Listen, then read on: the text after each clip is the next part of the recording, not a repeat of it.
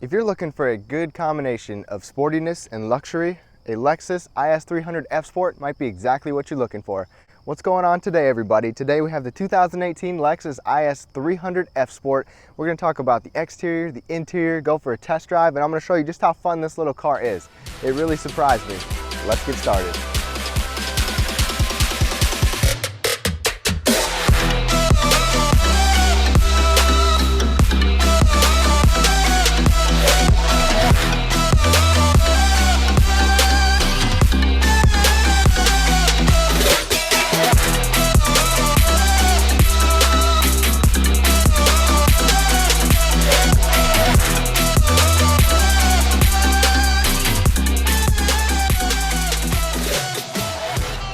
Alright everybody, thank you so much for tuning in with me. I can't thank you enough for that with this IS 300 F Sport review. Starting out up front, we're going to do a quick walk around of this exterior, talk about what we got here. So with the F Sport package, I will put all the features in the description, but there's a lot of stuff that you get with it. We get this spindle grille compared to the non-F Sport grille, and I really think that this grille looks better. With all Lexuses, we do have this signature checkmark LED daytime running light there. I think it looks pretty cool. I've heard people complain that it's not integrated with the headlight, but I think it looks nice. Also for 2018, we now have the adaptive front lighting system. So these are automatic adaptive lights. They do swivel. You can even see it while you are driving. LED lights are also standard, but with this F Sport, we have full LED and parking sonars down here below as well. Just the little dots integrated pretty well. This color is what Lexus calls redline red, and the sun's just coming up, so you can't see it too terribly well, but I gotta tell you, this red is really bright and it really pops. I'm not typically a fan of red cars, but I've had a lot of people comment on this car in this color saying, I don't ever see a red Lexus, and I really like it. And it looks good with the black grille, these gray wheels. I think it looks pretty good and goes good together. On the side over here, we do have the F Sport badge, that label right there, let everybody know you have an F Sport. You'll get 17 to 18 inch wheels, but with this we have the 18 inch wheels. They are gray, and up front we have 225 width tires, and in the back we get 255 width tires. That's a lot of meat back there. You get some good traction with this car. These mirrors do have the turn signal in them. They also have blind spot monitors, as well as a puddle lamp projection coming out the bottom as soon as you approach the car at night. It's pretty nice luxury touch. One design element with this Lexus is on the bottom. You can see that sweeping bottom panel running up through the tire, and then it continues out the back end. And that really kind of rounds this out. These back end tail lights, they really kind of come to a point, and I think they pair well with the front of the car. These are LED brake and tail lamps, as well as license plate lamps. We do have the dual look exhaust down here. Kind of completes this back package.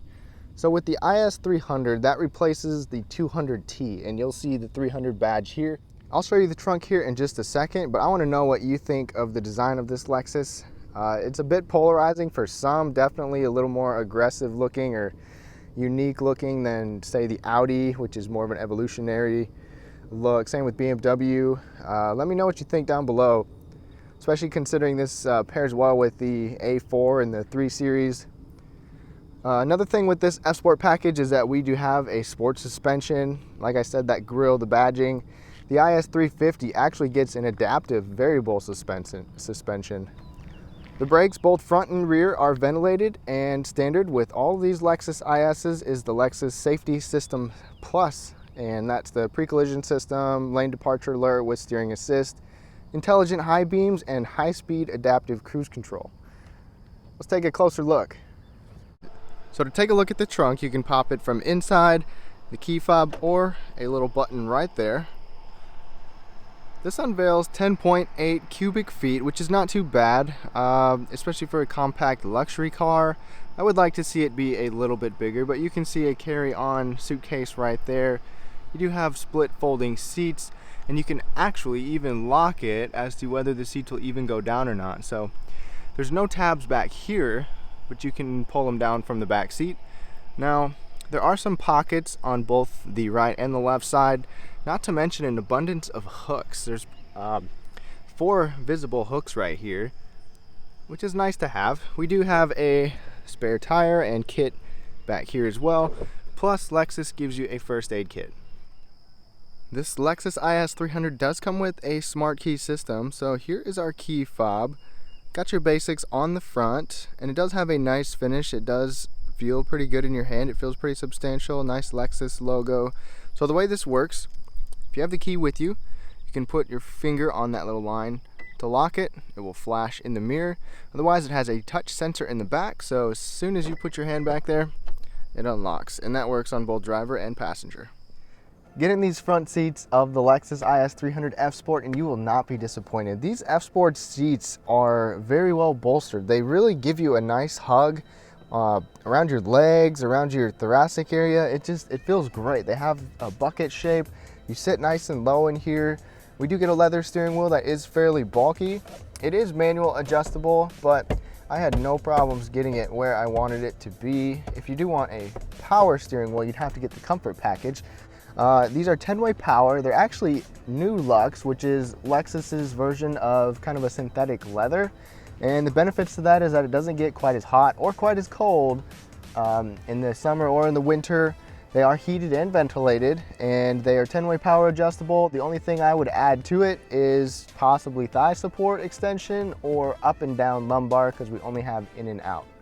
Even though this is a pretty small, compact car, when I'm sitting in here, I'm 5'9", and if I sit upright, I have the seat pretty much all the way down. I can put a fist above my head. So there's several inches up there above if you're taller than I am.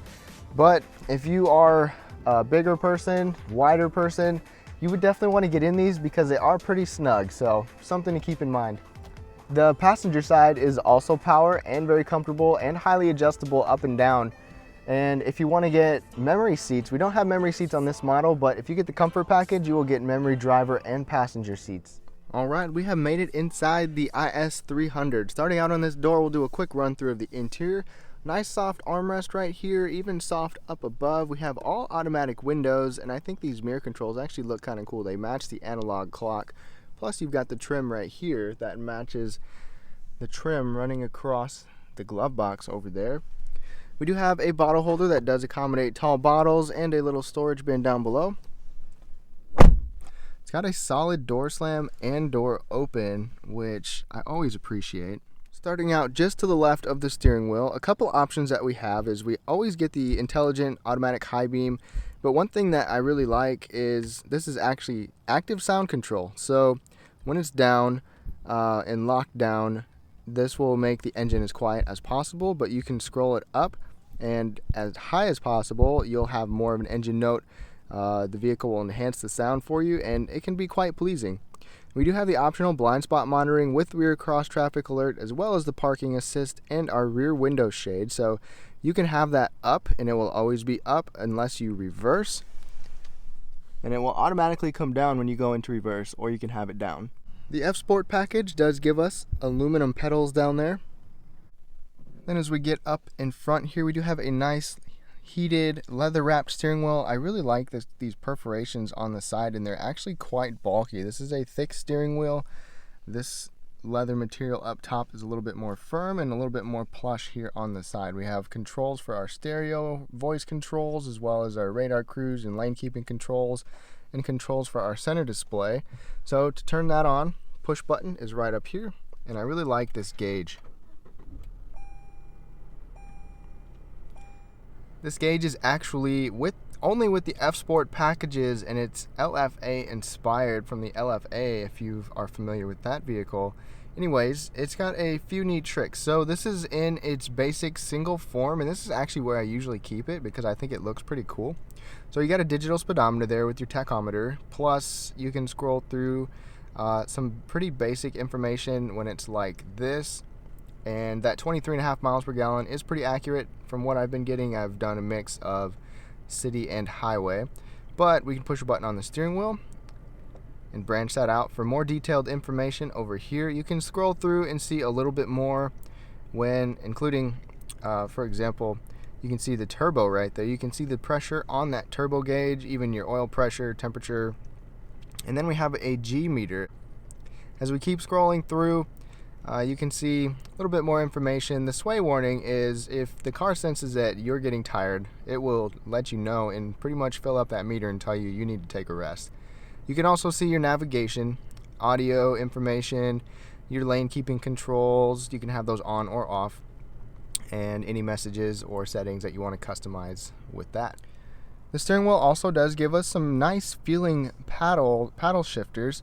One thing that we're missing is the rain sensing wipers. You can get those on the comfort package, but one interesting thing with these blinkers is if you flick it up, the blinker will actually stay on. You would have to do the opposite to turn it off, but if you just do the one click, small click, it will do the 3 blinkers. So that's kind of interesting, something to get used to. We do have a 10.3 inch center screen up here in this car, plus we have the optional 15 speaker 835 watt Mark Levinson sound system, which sounds really good in my opinion, and there's not even any rattles or any nonsense like that in here. The screen is controlled with this little mouse touchpad. You do have a soft lining right here with enter buttons on both sides. You can control the screen with this, which does take some getting used to. It does have some little tactile feels to it, so it kind of gives you a sense of where you are, plus short throw buttons right here. But I've seen quite a few people complain about it, and honestly it really doesn't bother me that much. You don't need to do a whole lot up here, but you can scroll through pretty much your main menu right here. It is easy to overshoot something. That's one complaint, but if you go all the way over, you can even have whatever you want on this split screen option right here. And we don't have Apple CarPlay or Android Auto, which is something I would really like to see, but hopefully Lexus gets with it here pretty soon. As we scroll down, we do have Lexus's signature analog clock, and I think it's about time for them to get rid of it, considering kids nowadays don't even know how to read analog clocks. We do have dual zone climate control here, and these are actually touch sliders, so it is very responsive, or you can just beep like that, and it works just fine for me and the passengers with no complaints. I do love that we actually have a volume and a tuning knob. Those are always appreciated. Plus we do have a CD player as well.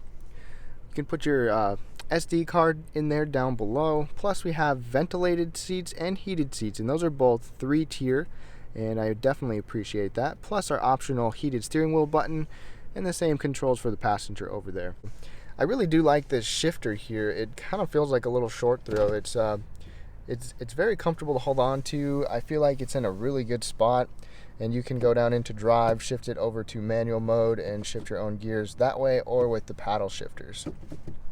Now when we put it in reverse, we do get a backup camera, but it's not a multiple angle backup camera or anything like that, which would be nice to see, but we do have rear cross traffic alert and parking sonar, so that's helpful. As we go back just a little further, you'll find your controls for eco mode, normal mode, sport mode. If you have the IS350, you will get Sport Plus. And when you turn it to Sport, the gauge will turn colors just like that. So you know you're kind of in more of a serious mode here. And if you turn it to Eco mode, it's going to say Eco mode. Just push it down for normal mode. Plus, we even have a snow button, or you can turn your traction control off just with one click, or you can hold the traction control button in and turn the stability control off as well, and it will let you know. Continuing on this interior, we do have 2 bottle holders, and I absolutely hate their location. So when you're sitting here, you got your arm here. First of all, your passenger literally has nowhere to put their arm. It's not convenient up here. Their elbow is going to be back here, and there's nowhere for them to put it if you have bottles or cups. They're not very wide, they're not adjustable, and if I want to grab them, it's kind of annoying to have to stick my arm way back there in order to get to it. Now, I'm complaining, but I'm kind of a cup holder snob, and I would appreciate some more space. But we do have a very nice, soft, comfortable armrest. This is a very nice material. Open that up, and it's not too bad. It's definitely small, but you can actually fit a decent amount of junk in there. Plus, we have an auxiliary and 2 USB ports right here. As we move up to the visors, there's no sliding visor portion or insert that slides out. It's just the way it is. Automatic dimming rearview mirror with our garage controls down underneath, and it is a pretty thin mirror, which looks nice. We do have moonroof controls and regular incandescent lighting up there. Just a traditional size moonroof, no panoramic in here. And then as we go over to our glove box, we have that trim piece running across and soft opening, locking, decent sized glove box. Visibility in here is not too bad. It is a fairly small back window with some good sized pillars back there, but the car's back windows are pretty easy to see out of, and I've really had no trouble in here. Now, when you look at the IS from the outside, you would probably think that back seat's probably not very big, but it's actually bigger than you think. So at 5'9", like I said, I can sit behind myself. There's a pretty big swoop right here, and if you're a little bit shorter than me, your knees would fit pretty well through this curvature of the seat, but my knees still aren't hitting the seat. I did have a 6'2" friend back here, and he was very tight with his hair touching the ceiling, but he did fit. When I sit upright, I can sit upright without my hair touching. It's pretty close, so not a whole lot of room, but probably not gonna have very big people back here. These seats are comfortable. They still do have some bolstering. They're also perforated. They're not heated or ventilated back here, but we do get a fold down center armrest with little pop out cup holders, and it is nice and soft. Plus we have adjustable headrests up above, and then we actually get a vents for our backseat passengers as well. There is a pretty big hump going through the middle of the car, so not ideal for putting somebody there, but I did have 4 adults in here and they all fit comfortably. Under the hood of this Lexus IS, there are actually 3 different powertrain options you can get. So first of all, there's a 2-liter 4-cylinder turbo, twin scroll turbo that we have here. There's 2 versions of a 3.5-liter V6. One of them is detuned. This 2-liter twin scroll turbo is only on the IS300 rear-wheel drive. If you go for the IS300 all-wheel drive, you'll get that detuned 3.5-liter V6. With this 4-cylinder turbo engine, you will get 241 horsepower, 258 pound-feet of torque, and that torque comes out very early at about 1650 RPMs. And this base model engine is rated 0 to 60 at 6.9 seconds. Now, if you go for that 3.5-liter V6 on the IS300 all-wheel drive, you will get an engine that puts out 260 horsepower and 236 pound-feet of torque, and that torque still comes out at a pretty low range, from 2,000 to 4,000 RPMs. Now, the beefiest and fastest IS model is the IS350. So that will be with the 3.5-liter V6 again, but that one will put out 311 horsepower and 277 pound-feet of torque. And that will push this car from 0 to 60 in 5.6 seconds, according to Lexus. There's also 2 transmission options. What we have is the 8-speed automatic because we have rear-wheel drive, but you will get a 6-speed automatic if you have the all-wheel drive. There's no manual options, no dual clutch, just straight shifting automatics. Miles per gallon will vary depending on your trim level. With this 4-cylinder, we'll get 22 in the city and 32 on the highway, but if you have the top line all-wheel drive 3.5-liter V6, you'll get 19 city, 26 highway.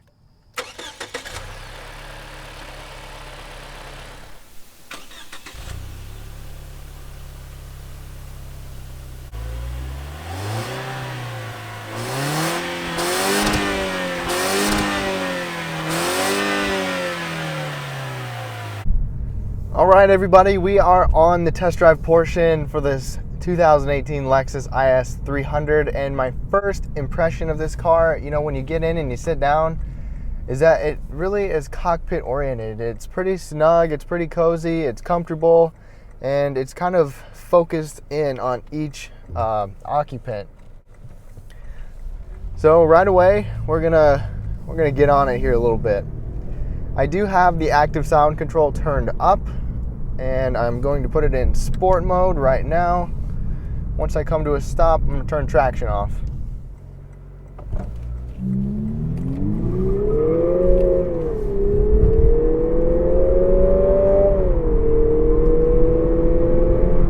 All right, so, okay, even though this is a little turbo, not the IS350 V6, this thing's actually pretty quick and pretty fun. And these seats do a really, really good job of keeping you in your place. The steering is not necessarily sporty, but it's precise. So let's get on it again.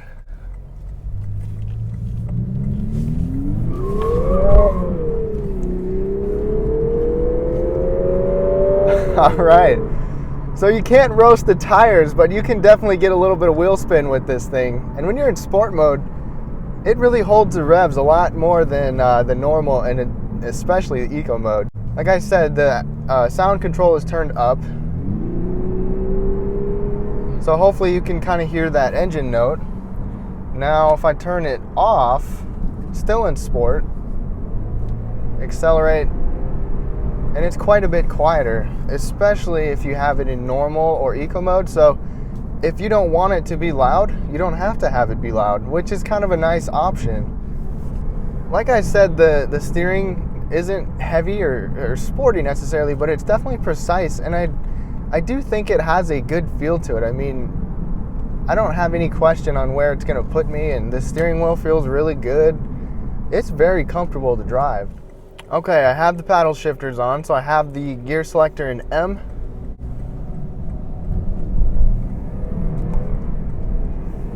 See how quick they are. So they're not... Alright, we need to slow down. So, they're not the fastest paddle shifters, but they do feel nice, and it is still pretty quick. I wouldn't mind using it. In fact, I've used them a little bit during my time of testing, and I've put it in the M and just manually shifted it with the gear selector because it's in a nice place and it's easy to bump it forward or backwards. Now I'm just in regular drive, and we're just in regular automatic mode. One thing that I've really noticed with some of these corners and turning is how flat and level this suspension is. This F-Sport suspension is very impressive to me. It's still compliant, so going over like railroad tracks or bumpy, broken pavement, you can certainly feel it and you can hear it. You can hear it more than you can feel it, and it is firm, but it's not bad. I think the trade-off of having a stiff, sporty suspension is definitely worth it, considering this is still a comfortable ride. Alright, let's get some speed going up around this corner here. I'm gonna downshift a little bit with these paddle shifters. Can get the RPMs up a little bit. Okay.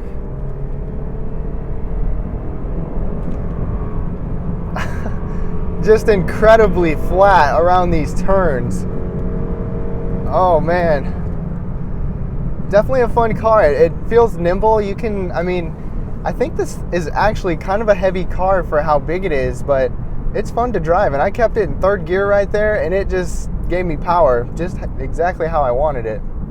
Now, just as important are the brakes. With the F-Sport, you do get high friction brakes, and we do have ventilated front and rear brakes, and I haven't had any trouble getting slowed down. I've never had to slam on the brakes or tried to, but just from a quicker slowdown occasionally, they're very good and they're responsive.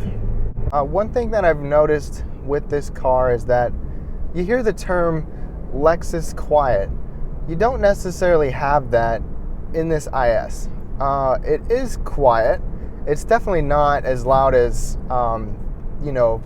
smaller, or like the Toyota versions, the Corolla or the Camry.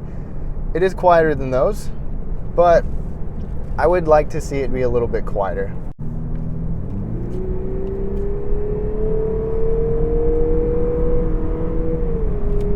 I hope you guys can hear that little engine note. It sounds pretty good for a little two-cylinder, or for a 2-liter 4-cylinder. So I have not driven an Audi A4, a C-Class Mercedes, or a 3 Series BMW. This is the first luxury car I've actually had on the channel, and I would love to know if any of you have driven this compared to one of those. Alright, we're back in sport mode.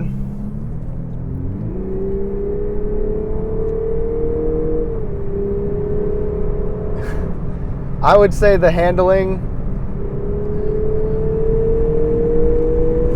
the suspension in this car, it's so flat. I love that. You can just zip around a corner. You can't even get going fast enough to be able to show what this suspension can do. As equipped, the MSRP is right in the mid 46,000 range, and that's not too bad considering some of the competition. And we don't have every option on this car. You can get the additional comfort package, and obviously we do have a more expensive F-Sport package compared to the non-F-Sport models. but I definitely think that this fits well with this class. I do feel that this interior is a bit dated, or it looks dated. Everything feels nice, but just the appearance of it, especially compared to some of the modern looking ones, like especially the Audi and the Mercedes. If you're just cruising along and you want to use this for comfort, there is no problem whatsoever with that. I have been so comfortable in these seats. They just hug you so well, even though it's a firmer suspension. Like I said, it's not harsh. It is comfortable, and it's fun and easy to drive. All right, let's get one more running acceleration here, and then we'll be done. I'm going about, we get down to about 35 here, and